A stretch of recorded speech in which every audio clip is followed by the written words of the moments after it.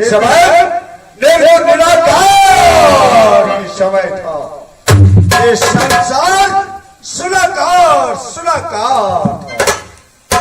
और समय में निर्गुण निराकार मुझे धरातल पर भेजा। और समय मैं क्या किया, एक पांव पर खड़े होकर मैंने 64 युगों तक तपस्या की। 64 युग तपस्या करने के पश्चात वही निर्गुण निराकार में मुझ पर प्रसन्न हो गया और आवाज लगाया, निरंजन तुम्हारे भक्ति पर मैं यदि प्रसन्न हूँ, मांगो क्या चाहिए। मैंने बोला अब मेरे भक्ति पर प्रसन्न है तो मुझे आज तीनपुर की राज का कौन सा ये मस्त ऐसा ही होगा। मैं तो तीनों पुर की अधिपति बन चुका, लेकिन अधिपति के लिए जुगाड़ होना चाहिए। मेरे पास एक जुगाड़ नहीं था। मैंने दोबारा फिर 6 युगों तक तपस्या किया। 6 युग तपस्या करने के पश्चात फिर निराकार ने आवाज लगाया, अब क्या चाहिए। मैंने बोला मैं तो तीनों के अधिपति बन चुका, ये तीनपुर की चलाने के लिए मुझे शस्त्र दो। निराकार ने बताया ये अस्त्र और शास्त्र मेरे पास नहीं मिलेगा। मैंने बोला जो आपके पास नया अस्त्र है, ये तीनपुर की राज कैसे चलेगा। फिर निराकार ने भेद बताया, निरंजन ये अस्त्र और शास्त्र कुरुम ऋषि के पास मिलेगा। मैंने बोला वह कुरुम ऋषि मुझे कहाँ मिलेगा। बोला वह कुरुम ऋषि ने मानसरोवर में तपस्या कर रहा है। मैंने दौड़ लगाया, दौड़ लगाता ही मैंने कहा पहुंचा मानसरोवर में जहां कुरुम ऋषि ने तपस्या कर रहा था। वहां जाने के पश्चात मैंने ये आवाज लगाया,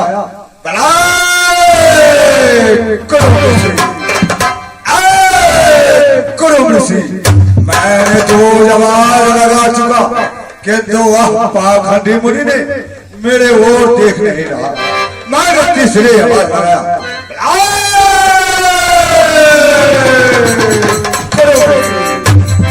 जब मेरे ओर नहीं देखा था मुझे बहुत क्रोध आया। इतना क्रोध आया मुझे जो आनंद में झोला भरने के बाद मैंने क्या किया, अपने चंडूलों द्वारा कुरुम ऋषि के ओठ को मैंने ओठ फाड़ने के बाद उसमें से सांप निकला, एवं प्रकार वस्तु निकला। फिर वही निराकार ने आकाश मार्ग से आवाज आया, यह कुरुम ऋषि ने तुझे क्या बिगाड़ा था। तूने अपने चंडूलों द्वारा कुरुम ऋषि के ओठ को फाड़ दिया। जाओ तुम्हारा नाम निरंजन था, निरंजन से तो काल बन।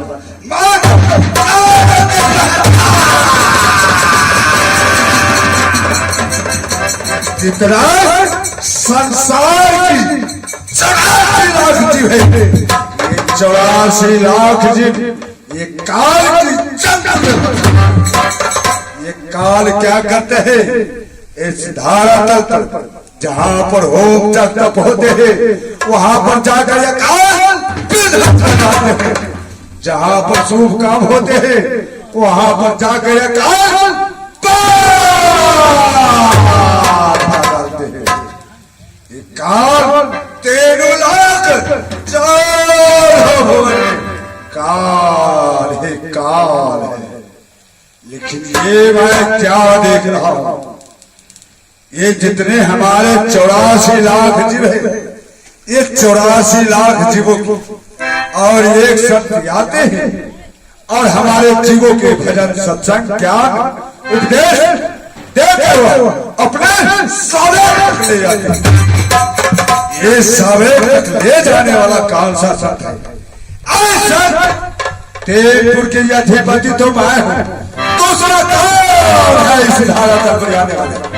ठीक है, मैं चल करके मैं देखता ये संत कौन सा मार्ग से आते हैं और हमारे 84 लाख जीवों की भजन सत्संग ज्ञान उपदेश देकर यह वापस लौटता है।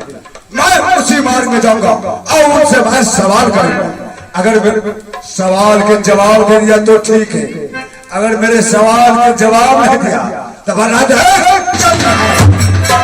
आज इसी चंद्रहावा से उन संतों के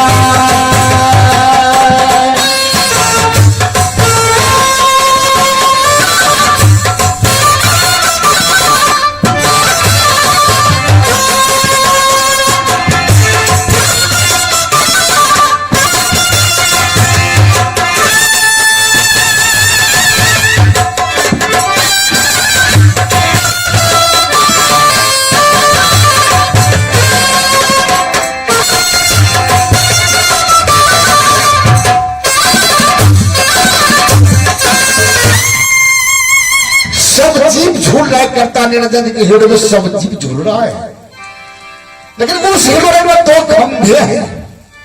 लोभ मोह को खंभो मन से रचे हिलोर झुलही जीव जहां लगी कतहु न दिखा ठोर। चतुर झुली चतुराया झुलही राजा शेष, चांद सूर्य दो झुलही को न हो न भी उपदेश। लख 84 जीव झुलही रवि सुधरिया ध्यान कोटि कल्प युग विद्या। आज हो न माना हान धरती आकाश तो झुलही झुलही पौना नील दे धरी हरि झुले तो देखा हर्ष कबीर। सब जीव झूल रहे करता नहीं जाने के लोगों में लाख 84 जितना थे सब झूल।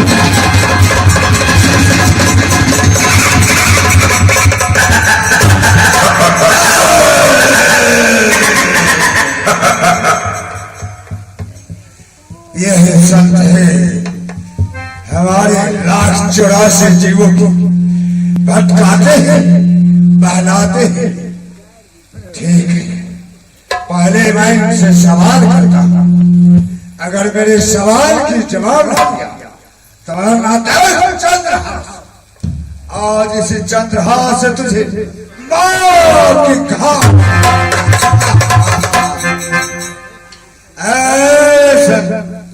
कहां से तुझे आया हुआ है? क्या है तेरा नाम? किस काम से तुम आए हो? बताओ उसी का नाम।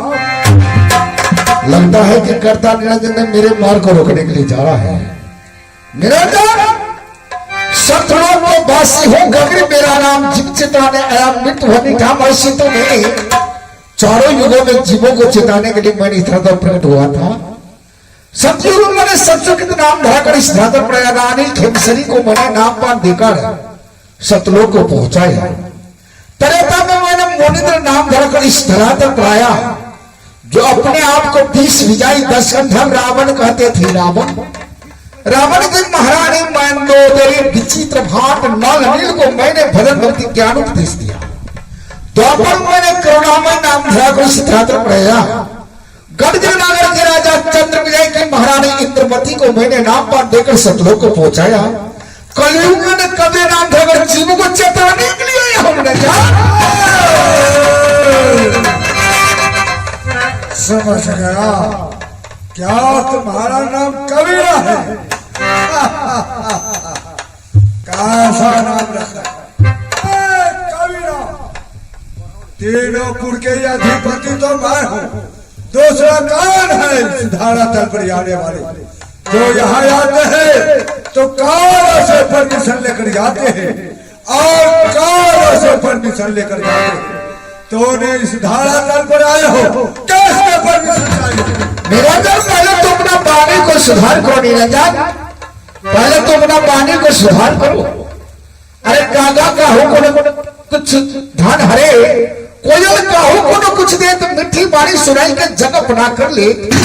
मिठी वाणी बोल सुख उपजे और वशीकरण यहाँ मात्र है, तो जीव वचन कठोर। पहले तो अपना वाणी को सुधार करो। साधु संतों को आने और जाने के लिए किसी से परमिशन की आवश्यकता नहीं होती। जब इच्छा होता है तो मैं श्राद्ध पर आता हूँ और जब इच्छा होता है चले जाता हूँ। इच्छा की बच्चे अपने इच्छा से आते हो और अपने इच्छा से चले जाते हो। कबीरा, दूसरा कौन है इस धारा तल पर आने वाले? जितने 1,84 जीव है, ये 1,84 जीव मेरा चंद्र में फंसा है। जीव के तेरे ज्ञान उपदेश देने के लिए चला। ये 1,84 जितना जीव है उस मेरा भी जीव है। कौन जीव मेरा है और कौन जीव तुम्हारा है तुम्हें पता है? कैसे पता होगा? हम तुम्हें बताते हैं कि मात पिता मान ही नहीं देवा, साधु से करना वही सेवा। जो अपने माता पिता को सेवा नहीं करते, साधु संतों को सेवा नहीं करते, दीन दुखियों पर दया नहीं करते, जीवों पर दया नहीं करते, जो हर हमेशा मांस मदिरा पान अन्य अत्याचार भ्रष्टाचार और शिकार करते, जिसके पास उच्च नीच की विचार नहीं है, ये सब तो तुम्हारा है। जो अपने माता पिता को सेवा करते हैं, साधु संतों को सेवा करते हैं, जीवों पर दया करते हैं, सात्विक भोजन करते हैं, जिसके पास उच्च नीच की विचार है, ये सब तो मेरा है। क्या तुम अपने चमत्कारी दिखाने का आया है? कबीरा, ये बताओ, तो जीवों के चेताने के लिए चला है तो कितने पथ लेके आया? मैं तो सिर्फ एक पथ लेकर गया है निरंजन, सिर्फ एक पथ, एक पथ लेके। मैं तो इस धारा तल पर 12 पथ लेके आया हूँ और 1,84 जीवों के अपने चंद्रों में फंसाया है। 12 पथ है, 12 एक पथ है सबसे न्यारा। कबीरा, 12 के आगे में एक पंथ कोई काम नहीं करेगा। एक पंथ लेके समझ गया। इससे पहले यही कबीरा मुझे मिला था और इनके साथ ऐसा ही संवाद हुआ। उन समय ये आगे बढ़ने की कोशिश किया, उन समय इनको रोका। कबीरा, आगे बढ़ने की चेष्टा मत करो, नहीं तो यहाँ से दक्षिण दिशा में एक दिल्ली सा राज है और वहां गिराया पासा सुल्तान है और पासा सुल्तान के भाई कुछ गुरु हो और जहां देखो वहां दिल्ली राज में काल ही काल का पूजा होती है। पासा सुल्तान की 2 अर्धांगिनी, बड़ी अर्धांग के नाम रानी केसिया, छोटी अर्धांग के नाम रानी कमलावती। लेकिन रानी केसिया ने एक साधु संत की चरणों की सेवा करने वाली और रानी कमलावती ने एक काल होकर पुजारी। और समय यह काल की भांति दिल्ली राज में जाने की प्रवेश किया। उन समय मैंने इनको चुनौती दिया, कबीरा सच्चा कबीरा है तो जाकर पासा सुल्तान के घर में जाकर तुम शीश बनाकर देखो।